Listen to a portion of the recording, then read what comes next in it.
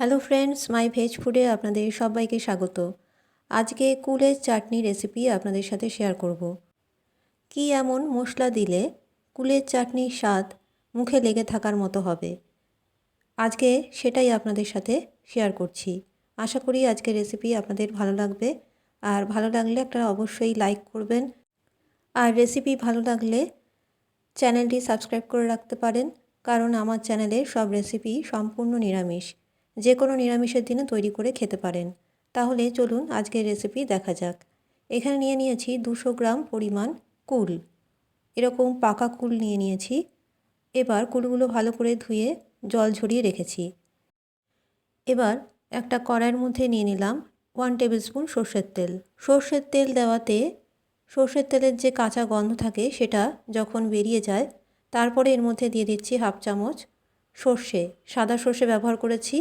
এবার এর মধ্যে কুল দিয়ে দিলাম। কুল দিয়ে এর মধ্যে দিয়ে দিয়েছি হাফ চামচ লবণ। লবণ দিয়ে খুব ভালো করে এবার নেড়ে চেড়ে নিচ্ছি। এখানে কুলগুলো যখন তেলের মধ্যে দেওয়া হবে দেখবেন কুলগুলো কিন্তু একটু ফুলে ফুলে উঠছে।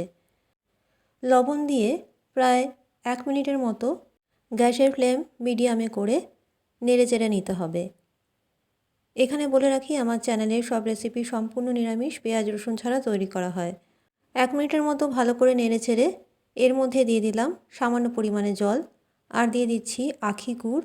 এখানে 200 গ্রাম কুল নিয়েছি, তার জন্য 100 গ্রাম আখি গুড় এর মধ্যে দিয়ে দিয়েছি।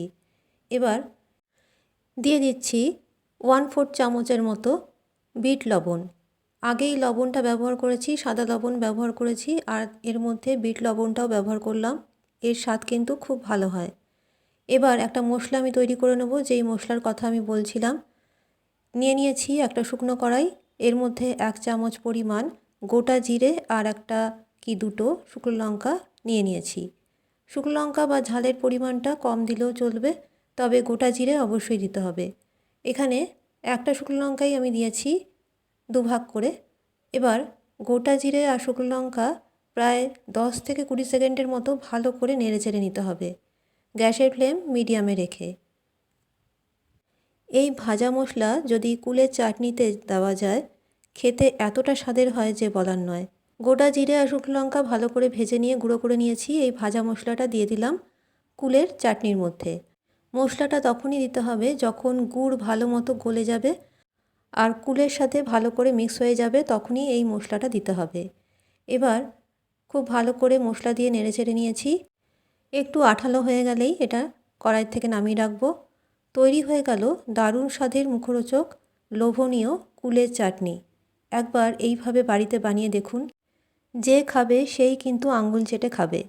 আজকের মতো আমার রেসিপি এখানেই শেষ করলাম। আবারও চলে আসবো নিরামিষ রান্নার রেসিপি নিয়ে। আপনারা সকলে ভালো থাকবেন, সুস্থ থাকবেন। নমস্কার।